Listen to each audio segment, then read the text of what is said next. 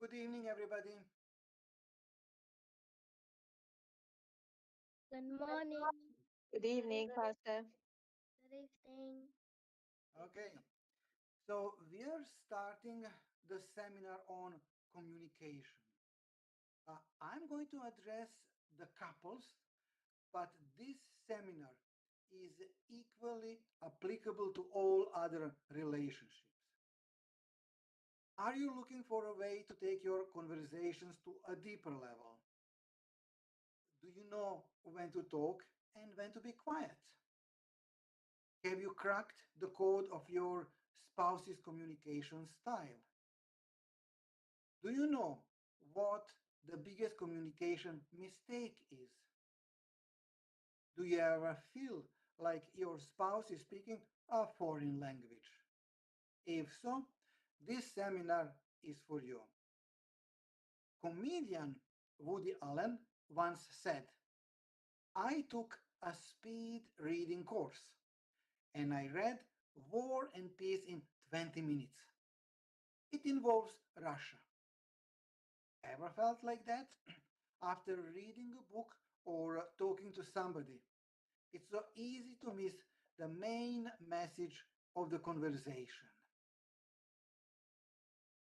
So, we're going to do first exercise. You need to rate yourself from 1, which is weak, to 10, which is strong. So, if we could have our first slide, please.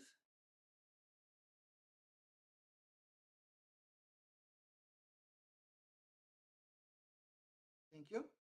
So, first one is, how good are you in information sharing? So 1 is weak, 10 is strong. So just evaluate yourself. What do you think? How good are when it comes to information sharing? So you're going to need paper and pen to write the answers. For most of presentations, we will have exercises. So first one is information sharing. Second is listening. How good are how good are you as a listener? Between 1 and 10. What about conflict management? Are you good in diffusing conflicts? Then problem solving, using effective steps to reach a desired state. So how good are you when there is problem with communication? How good are you in problem solving? Rate yourself. And then skill selection. Determine how good are you determining which communication skill would be the most useful at specific times between 1 and 10. Okay, so we can now stop showing slides. Once you have rated yourself on each of these 5 scales, you may want your spouse to rate you on the same items.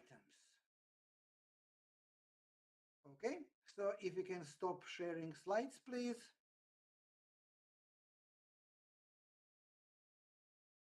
Okay, let me continue. So let me share with you a story. The couple was in a car. Does Jack have sun in his eyes? Wife asked.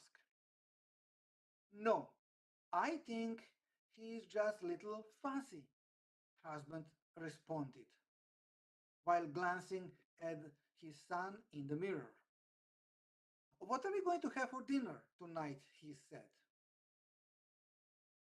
Dinner! Your son is in agony and you are talking and thinking about food?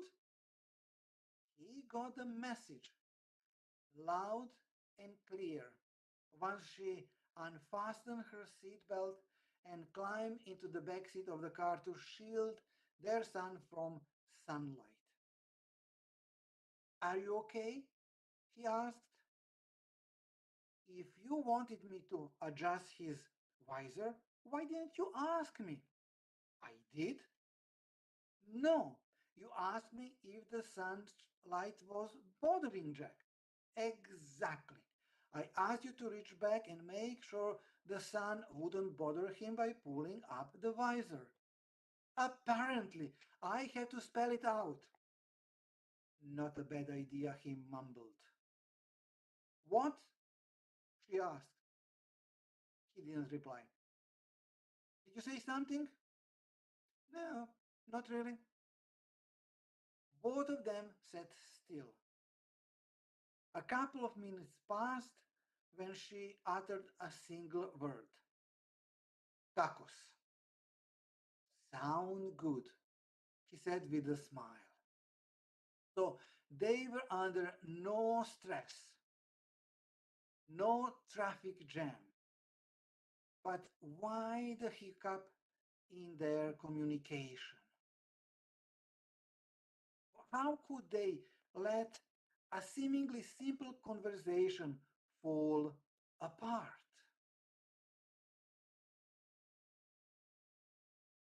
Sure, they brought it back quickly and moved forward. Son's needs were taken care of, and they were having tacos for dinner. Case closed. Or was it? Studies have shown that these seemingly insignificant missteps in communication have a more important effect than you might think. Each message that breaks down, no matter how small, inscribes a little note on your relationship.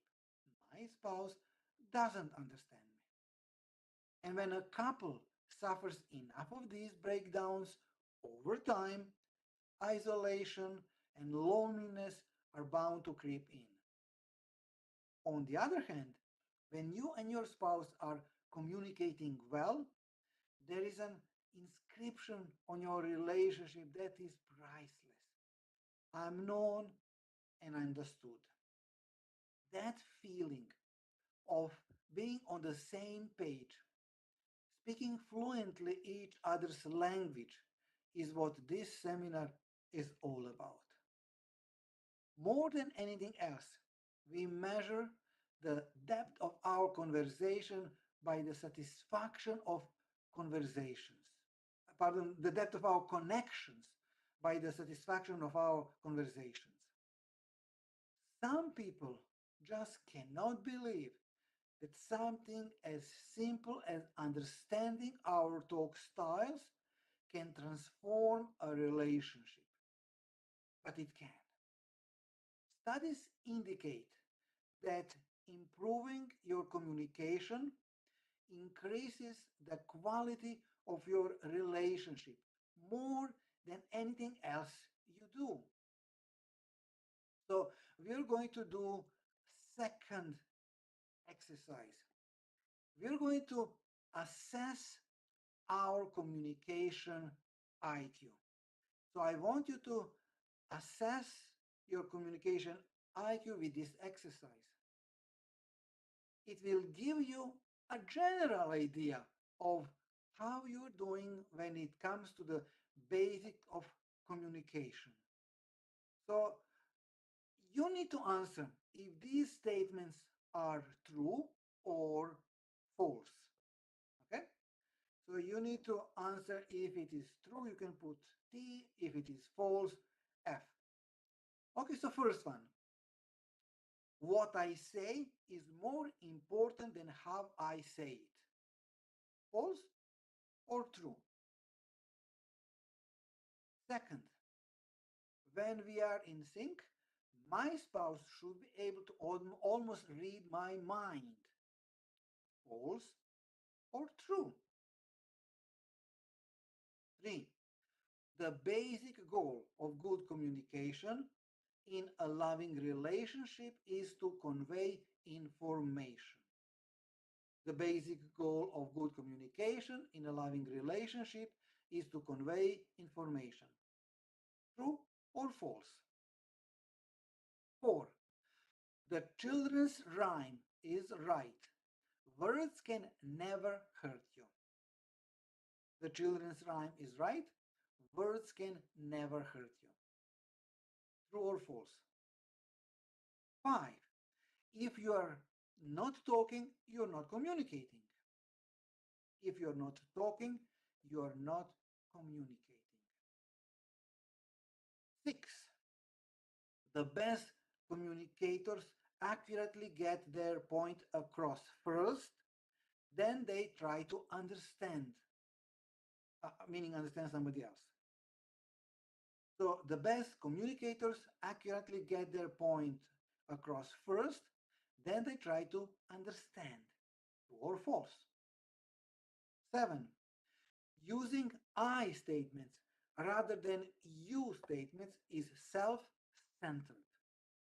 Using I statements rather than you statements is self-centered. 8. Good relational communication between couples always involves logical thinking. Good relational communication between couples always involves logical thinking. True or false? And 2 more. Physical touch is a low-level priority in effective communication between spouses. Physical touch is a low-level priority in effective communication between spouses. True or false? And the last one. Communication differences between men and women are relatively minor. Communication differences between men and women are relatively minor. True or false? Okay, so I want you to check how many false answers do you have. I don't want you to share it with anybody. You can share it with your spouse or friends if you want, but you don't have to. So if you have, okay, if you have 8 or more false answers, you are well on your way to having the basics of good talks under your belt. If you score, if your score isn't that high, don't feel bad. You're not alone. So you will probably benefit from a quick brush up on the fundamentals that we are going to present next time in 2 weeks' time. But even if you scored 10 out of 10 on this assessment, you probably still encounter conversation between you and your spouse or between you and your friends that fall flat. So the quick review of the fundamentals in 2 weeks' time will also benefit you. So, have you ever felt you wanted to talk, but there was nothing to talk about? So let's say it's a date night. So after a week of juggling schedules, wrestling traffic, paying bills, and all the rest, two of you are headed out for a meal. Or maybe you just went for a walk. So it's chance to connect, chat, discuss, and catch up. So how was your day? You ask your husband, for example. Good, it was good. What happened? Oh, same old stuff. Really, nothing new. Isn't it great to finally have some time for ourselves? Yeah, he says that while he looks on the phone. You seem distracted. No, not at all. I just wondered if the game was over and who won. Okay, you say slowly, raising the pitch of your voice. He picks up on the message and attempts to turn it around. It doesn't really matter who won the game. Let's talk. That's when you look at each other blankly and wonder what you have to talk about. There are a lot of topics, and yet nothing comes out. So you eat your meal, or you just quietly walk, and you're thinking and looking for the start of meaningful conversation. If you didn't already know, the number one problem couples report is a breakdown in communication, and with good reasons. Whether a relationship sinks or swims depends on how well couple communicate. If you are feeling especially close to your spouse, it is because you are communicating well. And this applies to any kind of relationships. Your spirits are up, your love life is full, you're in tune. And when communication falls flat and you feel stuck, relational satisfaction drops. Bad communication can spoil a good relationship. So you see how communication is important. Faulty communication lines pull down an otherwise sturdy relationship. Couples struggle to convey what they want or need in the relationship, never realizing they are speaking a language the other doesn't understand. Over the disappointment, couples erect defenses against each other, becoming guarded. They stop confiding in each other and withdraw emotionally from the relationship. They cannot talk without blaming, so they stop listening. They stop talking. It is difficult to exaggerate the importance of communication in any relationship, especially marriage. 97% of couples who rate their communication with their spouse as at excellent are happily married, compared to only 56% who rate their communication as poor. So you see how communication is important. In an era of increasingly fragile marriages, a couple's ability to communicate is the single most important contributor to a stable and satisfying marriage. When we talk to our spouse, we search for signs of love, but become attuned to signs of disapproval. So we search for love, but we attune for signs of disapproval. After all, our relationship is the peg on which we hang our sense of who we are. Our identity is at stake when we are not feeling understood and loved by our spouse. This is the heart of how bad communication spoils a good relationship. Lack of conversation can easily tip the scales toward feeling misunderstood, especially when we become attuned to any potential sign of disapproval. Perhaps the most painful example of this dynamic is found in a message that combines caring with criticism. Do you really need another bowl of ice cream? Olivia asks Michael as he looks around the freezer. You bet I do, he replies, as if he says, if I wasn't sure before, certainly I'm now. And then he adds, why do you always watch what I eat? Because I love you, she says. I'm just looking out for you. It's a simple question about ice cream, right? Not exactly. While she is focused on helping him improve his diet, he is focused on being criticized for eating too much. And he ends up feeling judged distant and misunderstood. Or consider, same people, but now roles are reversed. The towels in our bathroom are due for a wash, Michael observes. Regardless of how it's intended, what Olivia here is, you are not doing a very good job of keeping this house clean.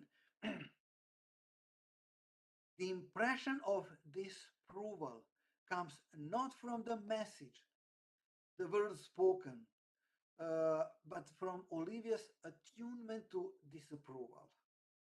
So the seemingly simple observation leads her to feel she cannot get approval from the person whose approval means the most. A mere exchange of information, no matter how well it is communicated, is not enough to keep a love relationship alive. Staying informed is not the same as staying in touch and being connected. So we can make calls from airplanes and hold meetings in real time involving people in several cities without anyone leaving home. Yet all these tools have done nothing to ensure better communication between people, let alone couples. More than ever, it is easy to stay informed, but being informed is not the same as communicating, at least not for soulmates.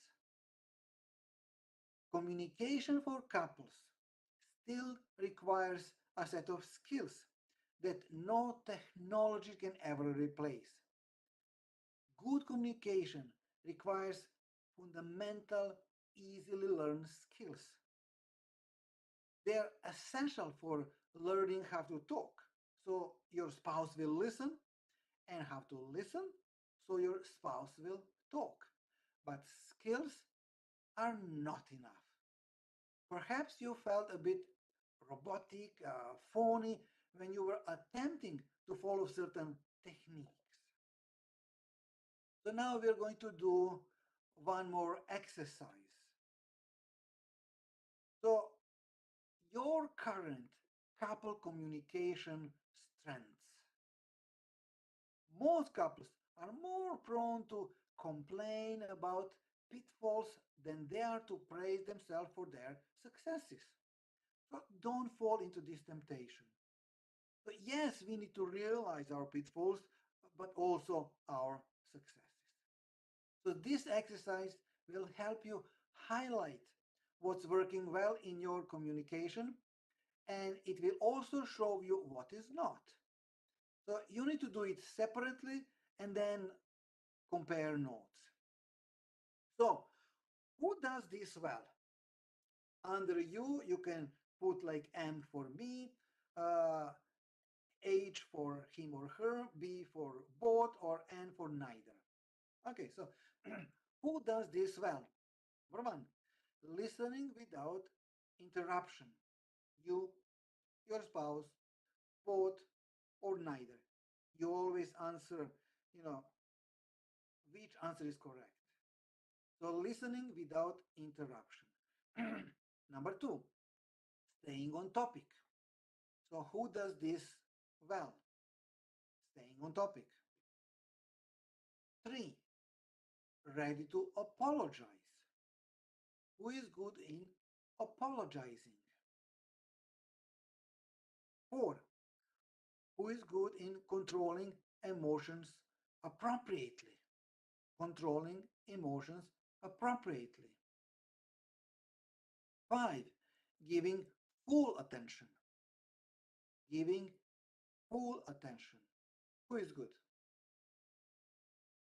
Six, identifying and expressing feelings. Identifying and expressing feelings.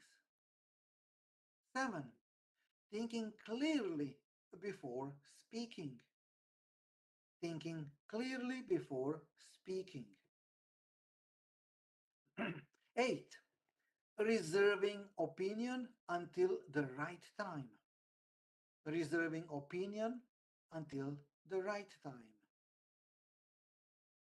9. Maintaining eye contact while talking. Maintaining eye contact while talking. 10. Being appropriately vulnerable. Being appropriately vulnerable. 11. Permitting productive conflict.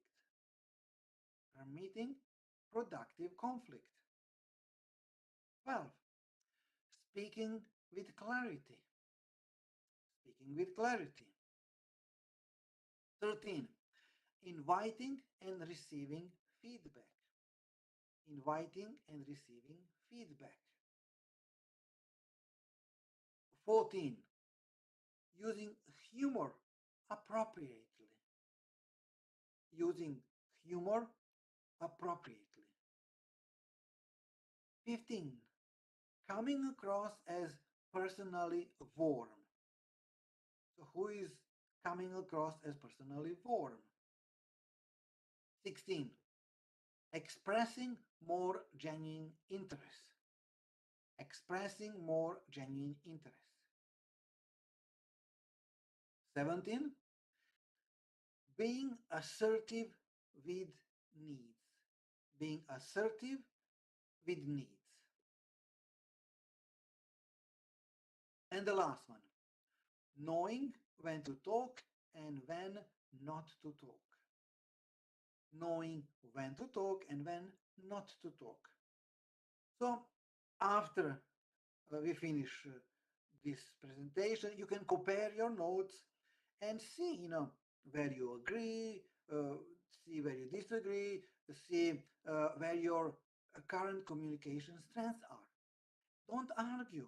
This is not about, who is right, who is wrong. You might see things differently. Why talking techniques can fall short?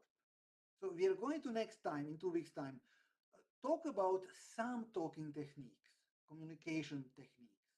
We're not going to cover all of them, just a few, the most important one. But even if you are doing well, and practicing these techniques, why you can fall short? A woman has approached a well-known counseling couple at the airport. She told them that she and her husband had heard them speaking a couple of months before. We have been doing the communication exercises you demonstrated, but they don't work. Her statement was heartfelt, not accusatory. She was puzzled because she was practicing what she knew to do and she didn't see results. She showed how she would reflect back her spouse's feelings, how she would clarify his content and rehearse it. After a few minutes, it was clear what was happening. She was so intent on doing communication that she neglected to be good communicator. She was doing the right thing for the wrong reason. She wasn't genuine. So all the techniques, if you apply perfectly but you are not genuine, it won't work. So being genuine is important, even more important than techniques. So she was more concerned about practicing a method than she was about understanding her husband. And he saw right through